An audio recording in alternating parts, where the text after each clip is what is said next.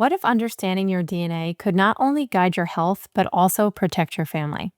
Today, I'm joined by Rio Stenner, a board-certified genetic counselor with 15 years of experience, to explore how genetic testing can bring clarity, choice, and empowerment. Join us. Women's Wellness Authority is your go-to podcast for discovering the hidden gems of holistic health and well-being.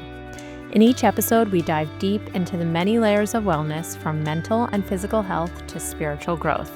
Through insightful interviews with experts, healers, and thought leaders, we uncover alternative approaches, healing practices, and fresh perspectives that empower you to transform your life.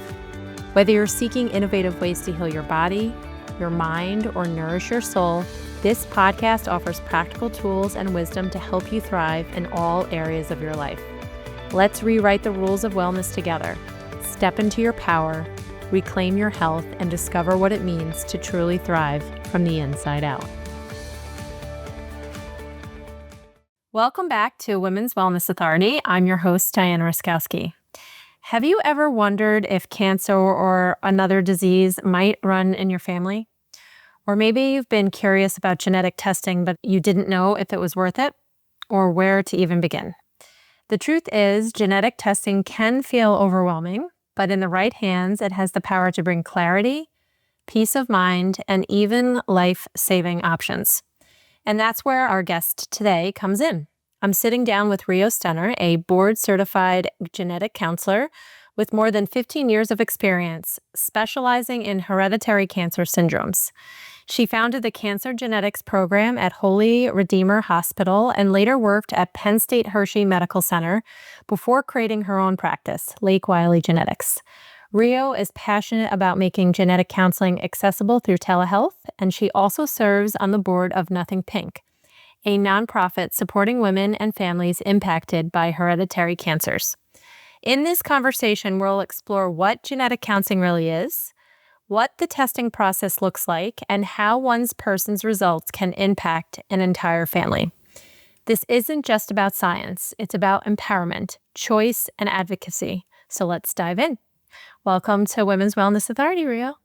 Thank you so much for having me, Diana. I'm looking forward to it. So can you share your journey with us? What inspired you to pursue genetic counseling? Sure. So when I went to college, I was drawn to the healthcare field and kind of helping professions, and was interested in potentially being in the pre-med track, and was also interested in exploring other healthcare fields. And I took a course in college called The Genetics of Disease, and I was just fascinated. I loved learning more about human genetics. I had always been into biology, and so I explored more, what kind of career options were available in genetics. And I did a lot of laboratory research in college too, with mice that had gene mutations, and it just kind of all convened at that time. And I learned about genetic counseling and just fell in love with the field. And that started my path to this career. So for those who maybe don't know, can you describe what a genetic counselor is? Because there's so many times where, so Rio and I know each other personally, but there's so many times where you said that, and I felt silly asking, like, well, what exactly does that mean? So through our conversations and prepping for this, it's really opened my eyes. So for those who maybe don't know, can you share what a genetic counselor is and what they do? Absolutely. And it's such a great question, because you're not the only one that has that reaction. Often I either avoid sharing what I do because it brings so many questions, or a lot of people just, have never heard of them, which is totally fair.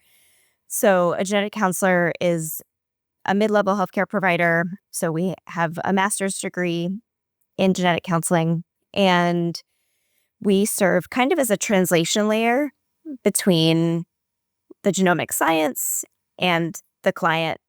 And we're trained in both genetics, healthcare, and counseling. Which I think is really, really interesting because, and we'll talk about it as we go through this conversation, but A big part is obviously understanding the genetics and the test results, but a massive part is really coaching and guiding and helping the individual to understand what that means, because sometimes the results can be really heavy, right? I think you kind of indicated that to me. And sometimes they can be enlightening. And those are a lot of things I think tip for an individual to be able to process once they get the results. So I thought that counseling component was so interesting. And you used a word, I just want to ask what it means. You said epi something science. Genomic science. Genomic science. So what is that? The science of genetics and healthcare and how it, relates in my field to how it relates to human disease. And then when you're a genetic counselor, do you have a specialty, or like all genetic counselors are one and the same? That's a great question too. So a genetic counselor does have a master's degree in genetic counseling. And there are lots of subspecialties that genetic counselors can practice within, but you don't have to necessarily go back to school if you wanted to switch specialties, which was also appealing to me as a career. It's absolutely a learning profession, even just thinking the progress in genetics and medicine since I graduated from grad school. We do have to keep up, with our certification by getting continuing education, much like, other healthcare providers. But there are lots of subspecialties. Some examples are hereditary cancer, which is really kind of where my heart lies. There are prenatal genetic counselors, cardiology genetic counselors, pediatric genetic counselors, pharmacology genetic counselors. It seems to be ever evolving, but yes, there are specialties. Yeah, no, and I had shared with you when I was trying to get a better understanding of the genetic counselor role, that I had two friends. One, they got married from college, and one had Huntington's disease, and they wanted to have children, but obviously did not want to pass that disease down because that's hereditary. And I now, after our conversation, realized they must have used a genetic counselor to make sure that the eggs that they fertilized did not contain those genes. So, Yep. And that can be something, that a genetic counselor can help navigate for sure. yeah. So, what is your specialty? I started my career both in prenatal and cancer genetics. For me, I was always more drawn to the hereditary cancer space, I think, because I just believe so deeply in its power to prevent cancer, which is really the whole goal. And so that has really been my path. I have practiced in some other specialties, but hereditary cancer is just where my heart lies. So can we talk about that a little bit? Like that it can help prevent? Yep. Yep. So that's the whole goal. It's not as simple as, we can fix the gene mutation that somebody might carry, but there are steps that somebody can take to prevent a diagnosis. Or if we can't provide prevention, so I'm just trying to think through an example. If somebody's at a high risk for cancer in their colon, for example, most conditions would not warrant preventatively removing somebody's colon. However, colonoscopies are a really great prevention tool because they can remove polyps before they turn into a cancer. And so, for something like that, we would advocate for prevention through colonoscopies versus in other cancers. Like if a woman's at risk for uterine cancer, typically comes a point in our life where we don't need that anymore. And so some women will elect what we would call a preventative or prophylactic hysterectomy to prevent that cancer from happening. And so if you have a history of some of these things, so let's maybe specifically just stick to your specialty because it is actually women, right? And I came in for genetic testing. What would that appointment look like? Am I getting referred to you by someone? Or if I know that my family has a history of, let's just say, breast cancer or cervical cancer, and I'm, coming into your office or getting recommended by a doctor, what are the different ways that I can seek your help? Sure. So, yes, somebody can be referred by a provider. Most health systems do have genetic counselors on staff somewhere. You can also self-refer. So, like if somebody were to come see me, they may have asked their doctor for information, or they may have just said, I would really like more information. I'm going to self-refer. And that's great too. And if I self-refer, insurance will still cover it? Or because I know there's sometimes like I'm not going to be able to get an X test done unless I get a referral from a doctor. So is that the case here for genetic testing as well, or? Not really for testing. So, genetic counseling coverage varies by insurer, and referral guidelines vary by insurer. So, like if you have an HMO plan, for example, a lot of times they will require a doctor referral. For genetic testing, often it is covered by insurance, especially when there are risk factors in the family. But that's something that I would walk through individually based on that person's, insurance and what their concerns are. Okay, so if I got referred to by a doctor and I'm coming into, what does that conversation look like? So, because I thought it was really interesting. I assumed you just got a test and you gave me the results, but you had said that there's a much, much bigger process to get a better understanding. So can you kind of walk through what that looks like? Sure. So, in a typical genetic counseling appointment, I would sit down with somebody either virtually or in person. And a big part of that first appointment is a very detailed risk assessment. And so that encompasses a couple of steps. The first is we do try to take a pretty detailed family history. Of course, understanding that not everybody has all that information. So we do the best we can with what we have. So if you're somebody who is adopted, for example, that doesn't mean you can't come and see a genetic counselor. We encounter every family situation. I can imagine. Yeah. And so we do take a detailed risk assessment. Part of that for hereditary cancer, for example, is who in your family has had cancer, what kind was their primary cancer. So not necessarily where did it spread to, but like where did it start and how old were they when they were diagnosed. And again, whatever you know is helpful. Yeah. And so in the family tree construction, we're looking for certain patterns, certain risk factors. Fortunately, most cancers are not hereditary, but what we're trained to look for are signs that perhaps it could be a hereditary form.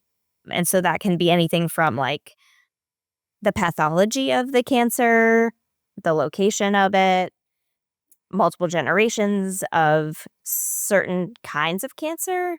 So not even like all the same cancer, but a mixture of colon, uterine, and pancreatic cancer, for example. All within the same region, kind of. Yep, yep.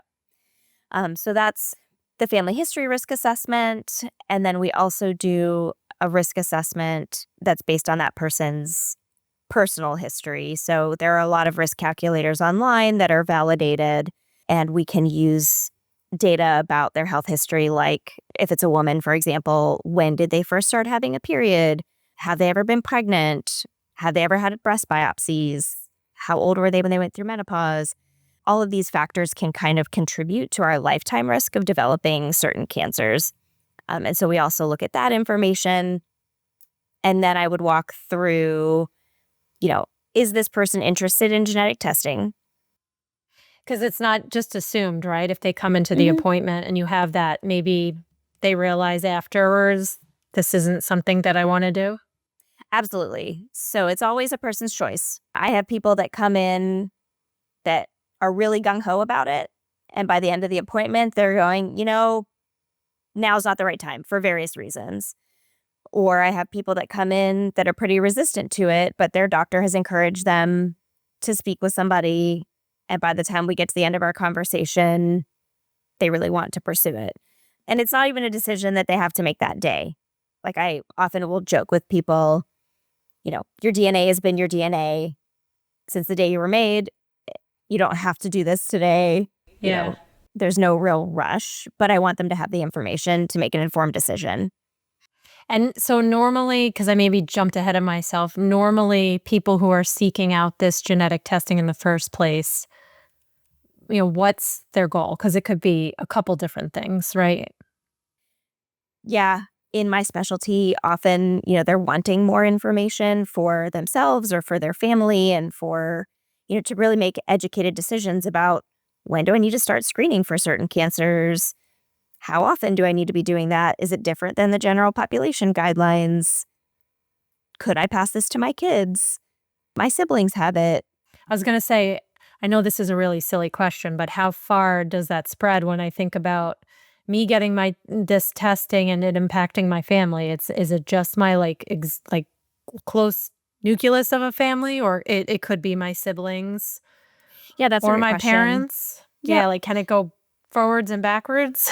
Yeah. Yeah. So that's another part of our appointment is we do discuss impact to relatives. So in most cases, if somebody does have a genetic mutation, it came from one of their parents, and then that side of their family may have several other impacted relatives. And then, of course, we talk about kids and, what we can do as far as testing and how do you navigate notifying relatives. So, I've worked with people where, they have a cousin who, like, almost surely has the same gene mutation based on family health history, and they don't have a relationship with that person. And, you can't, like, send a letter to somebody out of the blue that just says, hey, I think you might have hereditary cancer. So we help kind of navigate family dynamics and brainstorming approaches to, how can you give somebody this information if they want it? How do you navigate all that? Do you ever find that people struggle with that concept of like knowing? Or do you Mhm. find that it's extremely empowering for people once they know, because at least they do know now? Because I would say that I feel mixed about it too. Like, I don't Mhm. know if I'd want to know. Maybe that's quite ignorant of a perspective, but No, I don't think it is at all. And I think it is a really personal choice, but it's also a personal choice that can impact other people. And so it's very different than, like, if I go to my yearly physical and I get a CBC, I might learn valuable health information from that test, but it's really just going to impact my medical care. It doesn't have implications for other people in my family. And that's where I think the informed consent process for genetic testing is so different because there's just more layers to it than standard medical test. have you ever had to counsel? So if I got results that weren't great and then I needed to like tell my sister because I knew she exhibited similar, do you end up counseling them together?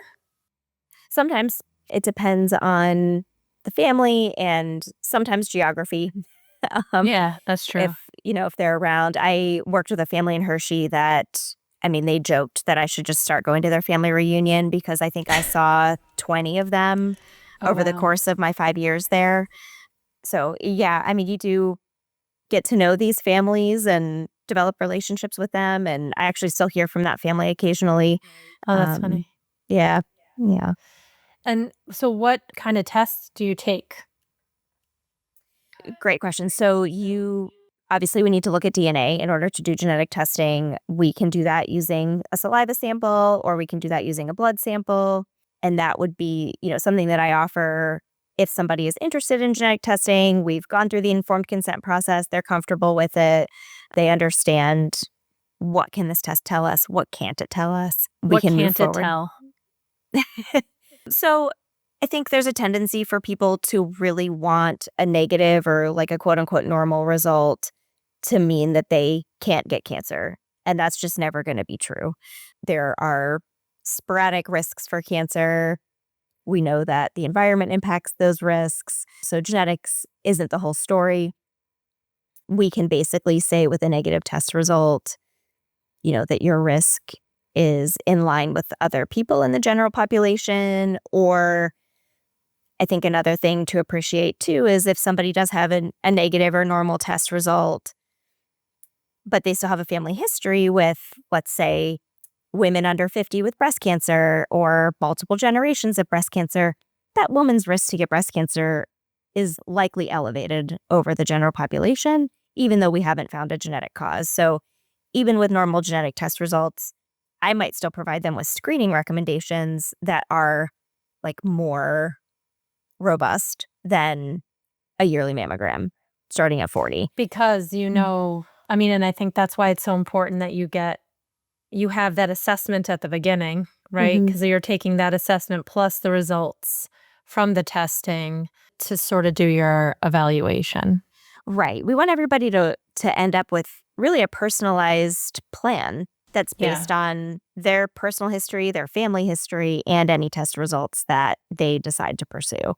And by that same token, if somebody met with me and they don't want to pursue genetic testing, we would still provide them with screening recommendations, again, that combine that personal and family history so Yeah. that they're receiving the best, screening protocol based on what their family is showing us. And I think it's great that you're with them through that entire journey. So whether you're getting a positive result and then you talk about prevention or screenings or family testing, or a negative result, which, then you probably have further conversations. The fact that you're there through it all, I think, is really important. Because I think sometimes when you go to a doctor, you might get results, but then you get spit to somebody else, you get the results, and then you work with someone else, and you lose that personal touch. And I think when something as important as this comes up, that having that human connection, I think, can really make a difference. Yeah, I definitely agree. And I think a standard genetic counseling consult is like 60 to 90 minutes, which is, more time than most physicians or oncologists are going to spend with an individual patient. And so I think we can really be that kind of presence and person that has time for questions and can explain more, so that it's definitely a really meaningful part of my job. So, what about misconceptions around genetic testing? We talked a little bit about direct to consumer testing. Can you maybe start with that myth and then share some others that you want to debunk? Sure. Direct to consumer testing just refers to any kind of tests that a person can purchase themselves and get results. So there are hundreds, if not thousands, of those available online. It's hard to know or understand, like, is this test coming from a lab that has been clinically validated? Do they have CAP or CLIA certifications? Like, what's the level of science that's going into evaluating that DNA sample? And you don't get a Rio. Like, I don't, And also, does it get contaminated? Like, if I'm spitting into a tube in my office, Yeah. and then send it off, and then who has access to all that information too? Yep. Is that a concern? Yeah. I mean, I think I generally subscribe to the philosophy that, like, if you're not paying for the product, you are the product. And a lot of those DNA direct to consumer tests, you don't necessarily know what they're going to do with your data, Yeah. which has been a big, that's been a big thing in the news lately with 23andMe going bankrupt and who's going to purchase them and how can they use all the data that they've collected. Eventually we will get to a place where probably everyone is having some level of DNA testing. And so it's probably not as, risky as we could make it out to be. And everybody, just has different levels of tolerance for that kind of thing. Sometimes people might get results that are really important and they might not understand or know what to do with them next. Yeah.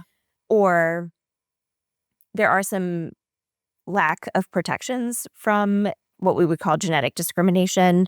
So, for example, there's a law, it's called the GINA Act. It stands for Genetic Information Non-Discrimination Act. It was signed in, I think, 2005.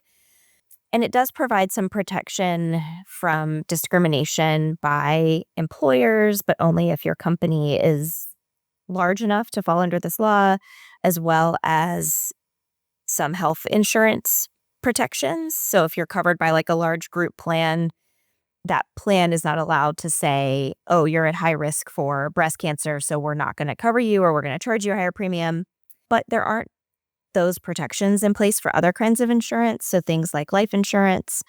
Oh, so if they know in hiring you, or for the life insurance policy, if they know you have genetic testing, they can't discriminate against that, even if you're healthy? Like, can you explain that a little bit? Sure. Yeah. So life insurance, let's say if I was working with somebody, they had genetic testing, they had, I'll just say a BRCA mutation because I feel like that's the one that people are most familiar with. That's is that the BRCA? Is that Yep. how it's pronounced? Okay. Yep. So women with a BRCA mutation have a higher risk of breast and ovarian cancers.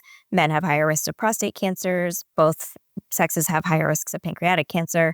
That if, let's say, I'm working with somebody that has that kind of gene mutation, if they then try to get a new life insurance policy, and if that policy asks, do you have an increased risk for cancer? Or I don't know exactly how they would word it, but obviously you can't lie. That's insurance fraud. And they could deny you a policy I see. or So charge you a higher premium. that's fair. But the law that you were saying in 2005 is that like an employer can't discriminate. Right. A large on- enough employer. And there are some Okay. caveats to that. So it's not like all employers, but Yeah. most. We don't tend to worry much about job discrimination with hereditary cancer testing. But you can also imagine, if you have somebody has a 85% chance to get breast cancer and need lots of leave and it's a dangerous kind of Yeah. situation. And so that law fortunately was put into place, but it doesn't protect everything. And so that's part of why I feel like informed consent for genetic testing is so important. We certainly don't want people to end up in a situation where they can't get a kind of insurance that they wanted to. And so sometimes if I meet with somebody and we go through all of this, they'll say like, you know what, I do actually want to pursue genetic testing, but I'd like to get life insurance first. And so they might go and take care of that. That's completely legal. Yep. Yeah. Yeah. Okay. Yeah. Any other misconceptions that you want to clear up? Something that we were actually talking about this week at Nothing Pink is a really common myth is that genetic testing is for people who have cancer. And while it can be a powerful tool in that setting, it can help guide treatment decisions. It can help guide chemotherapy. There are certain drugs that are approved in that setting. Really, we want to be testing people before they have a diagnosis so that we can prevent them from having to navigate that. So that's a common myth. I think another one that I hear a lot is that like men don't need to worry about it or that you can't inherit a gene mutation from your dad for like breast or ovarian cancer. And that is not true. These get passed down from men and women to men and women. There's not really a delineator there. If I had a son, I could pass that mutated gene down to him. Correct. Yeah. It doesn't have to just be female to female. That's what you Right. That's what you mean. Exactly. Or I've worked with a lot of women that they'll sit down with me and they'll be like, well, there's no breast cancer on my mom's side. And I'm like, okay, well, how about your dad's? Because that's every bit as important from a family history perspective. Yeah, I guess just naturally you would think just breast cancer on your mother's side, not the other way around. I don't know why. Yeah. Yeah. So then I will meet with somebody and they'll be like, well, my dad's mom had breast cancer when she was 45. And it's like, oh, well then let's talk. Really important. Yeah. Yeah. What about cost? Given everything we just talked about, I would assume that it's really expensive. It's fortunately come down so significantly over even just the time that I've been practicing. Just to give you kind of a concrete example, when I started practicing in hereditary cancer, there was really only one laboratory that was offering, it was the BRCA test at the time. So just like looking at 2 genes, it was over $4,000 to do that test at that time. Now, like fairly standard genetic tests looking for hereditary cancer syndromes might run anything from like 10 to 80 genes. And a lot of labs have a max out-of-pocket cost of something in the range of like $150 to $250. And so That's a even huge difference. yeah. Yeah. I mean, it went from being basically an unattainable test without insurance coverage to pretty accessible, which is great for people Mhm. that want the information. Or I remember sitting, kind of early in my career with people who were adopted and they really wanted just more info. And, there was no way to get like insurance coverage at that time. And so it's really become accessible.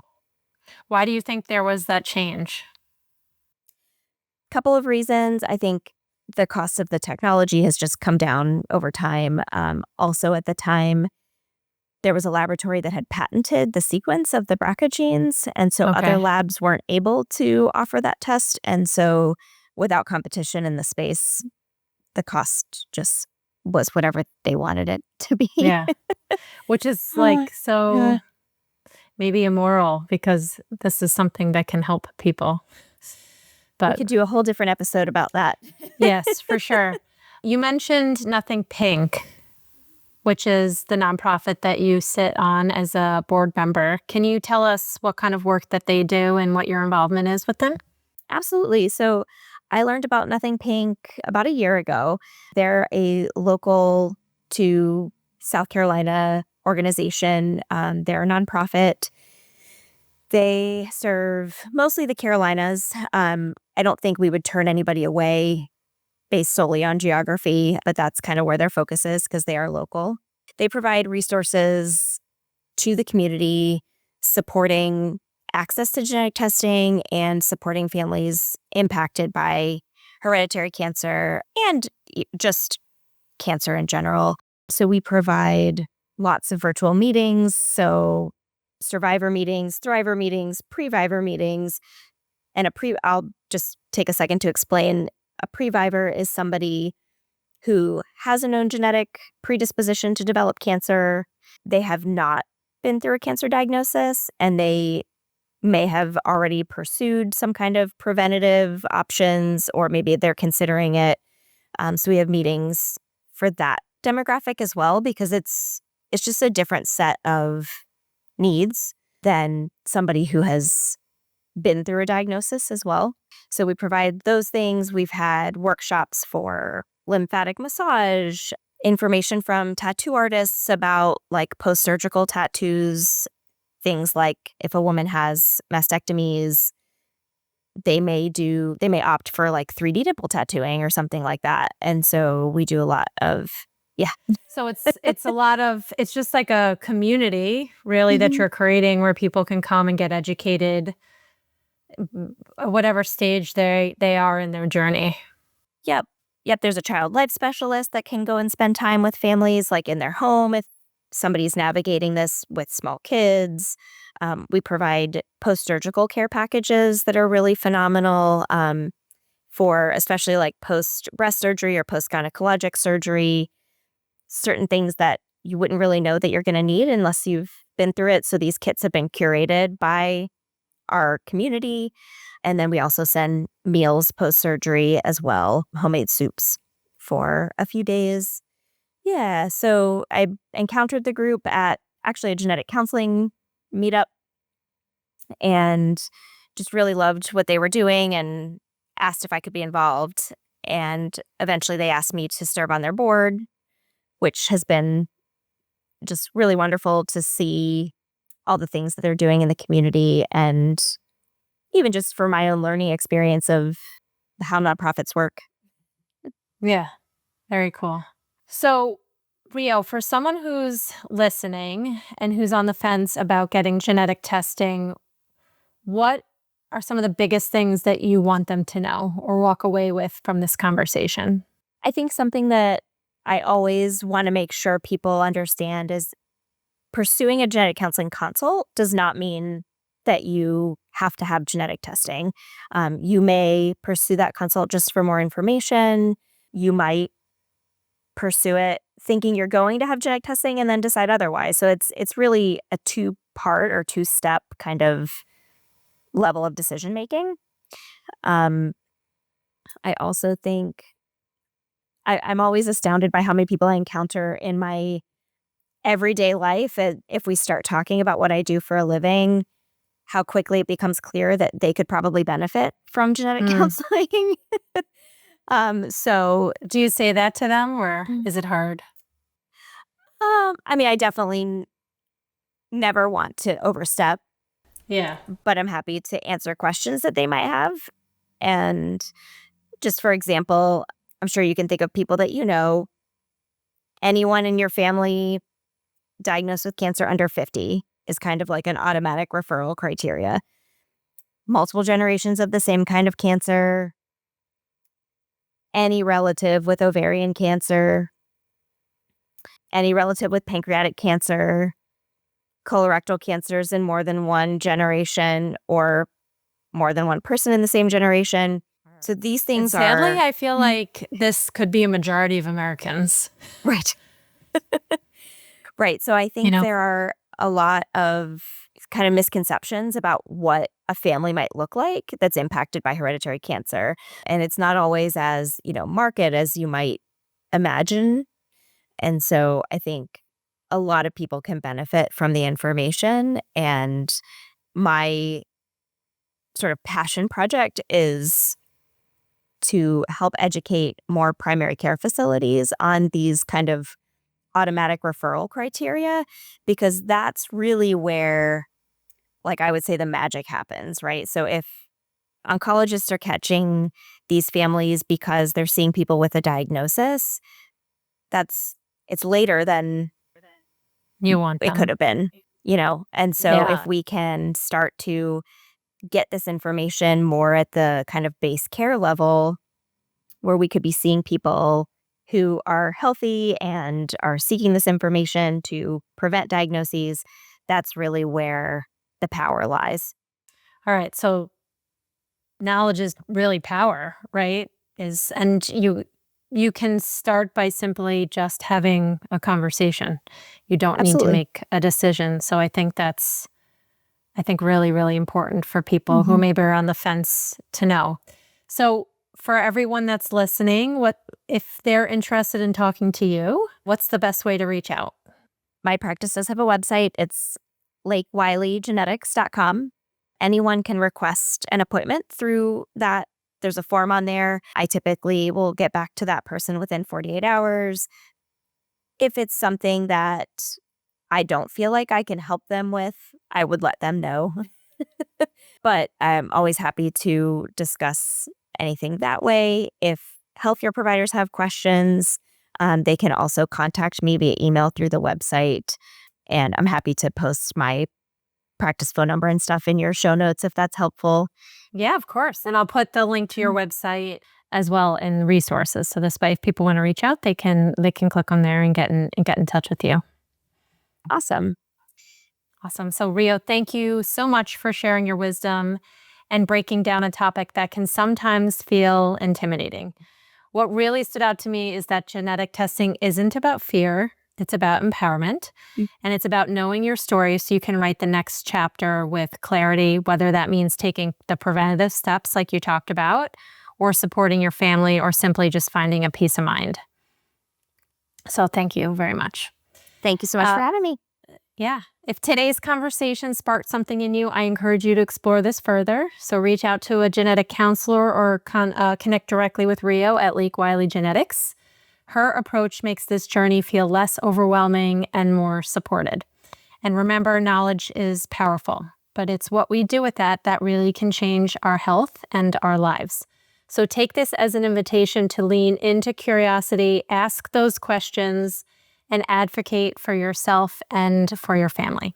So listeners, thank you for joining me on Women's Wellness Authority. If today's conversation spoke to you, share it with a friend, and be sure to subscribe on your favorite podcast platform or YouTube so you never miss what's next. And if you're enjoying the show, a 5-star review means the world to me. And it also helps other women find us. So until next time, stay curious, stay empowered, and most of all, stay well. Thanks, everyone. Thank you for tuning in to this episode of Women's Wellness Authority. If today's conversation inspired you, shifted your perspective, or sparked something within you, I'd be so grateful if you'd subscribe, leave a review, or share this episode with someone who might need it the most. Have a story of your own or something you'd like to share? I'd love to hear from you.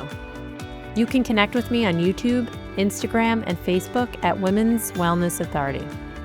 Please note the content shared on this podcast is for informational purposes only and is not a substitute for medical advice, diagnosis, or treatment. Always consult with a qualified healthcare provider regarding your health and wellness decisions. Until next time, stay curious, stay empowered, and most of all, stay well. Thanks, everyone.